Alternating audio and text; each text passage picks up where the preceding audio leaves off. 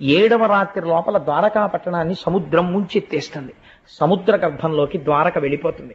ద్వారకలో ఉన్నవారందరూ మరణిస్తారు.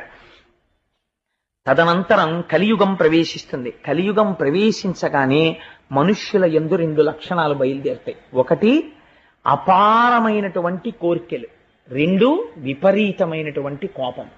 ఎవ్వడూ కూడా తన తప్పు తాను తెలుసుకునే ప్రయత్నం కలియుగంలో చెయ్యడు. ప్రతి వాడికి కోపమే, ప్రతి వాడికి కోర్కెలే. కోర్కెల చేత, అపారమైనటువంటి కోపము చేత తమ ఆయుర్దాయాన్ని తాము తగ్గించేసుకుంటారు. కోపము చేతని, అపారమైన కోర్కెల చేతను తిరగడం వల్ల వ్యాధులు వస్తాయి. ఇవాళ చాలా మంది డాక్టర్లు చెప్తుంటారు, మీరు ఇంత టెన్షన్డ్గా తిరగడం వల్లే బీపీ వస్తుంది మీకు అంటుంటారు. నెర్వస్ టెన్షన్స్ వస్తాయి. అప్పుడే చెప్పేశాడు కృష్ణ పరమాత్మ, వీళ్ళకి వ్యాధులు పొటమరించి వీళ్ళ ఆయుర్దాయాన్ని వీళ్ళు తగ్గించేసుకుంటారు. కలియుగంలో